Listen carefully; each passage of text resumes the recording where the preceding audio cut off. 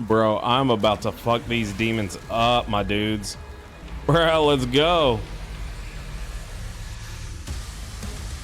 Oh!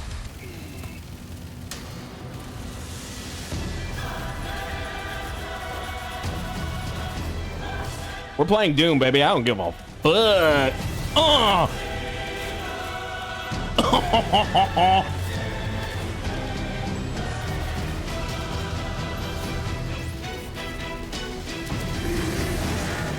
Oh, get fucked. Get fucked. Oh, where you at, bro? Oh, get fucked. Bro, there's his arm, dude. Hey, do you guys remember on Doom Eternal where they had that one, they were doing where that one game journalist was playing through the demo or something and he couldn't hit shit? What are they thinking, dude? They're getting game journalists that don't know shit about games and how to fucking play. So I used to work at a job. One of my first jobs coding, like outside of school, and we were coding. And you know, I mentioned to there was a person. He was like a business contractor. He was a janitor, but I mean he would get paid really good money. And I remember telling him, like, I was like, oh man, you know, like you should consider coding and everything. Like I think everyone needs to learn to code. And he's like, oh, I do code. And I was like, well, what do you do? And he said, oh, my other part-time job is I do light shows for like events in the local area. And he said all those lights show systems, you gotta code them. He's like, you gotta set like delays and there's triggers, like if this happens. He's like, yeah, code. So he was a janitor, not saying there's anything wrong with it. Like Mick Romo, who used to do the sports podcast with us, I mean, he would do janitorial work along with other jobs too. But like, yeah, he would also code. And Lady Frost, she's coding for her job too. I think it's gonna get to a point where everyone's coding to some degree. They're automating something. And yeah, I mean, if ChatGPT helps you, use it. I use it and I code. So Dr. Roach, he used to be pretty much the director of my, when I was in college, like 20 fucking years ago, he was the director of the program I was in, the computer science program.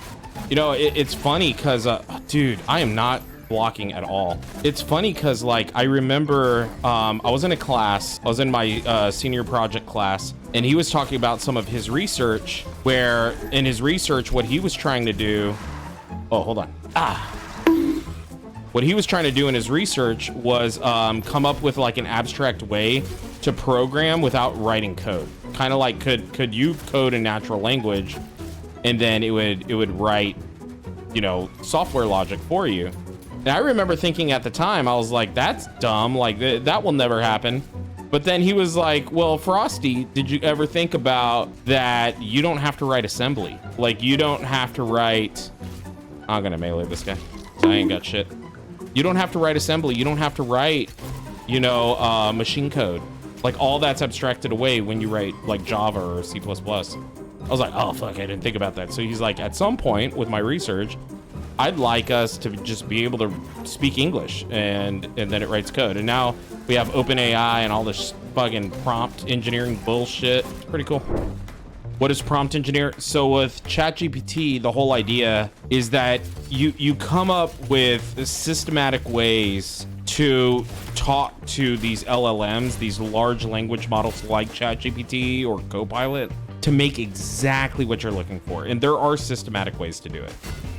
Like my thumbnails, I've been using Midjourney to do my thumbnails for like 2 years now. And like, I have systematic ways of doing it. It's pretty much kind of like coding, but instead of writing logic that gets compiled by a compiler or interpreted by an interpreter in order to run code, it's more like you're writing logic, like kind of like a model set to send to an AI and then it does shit, right?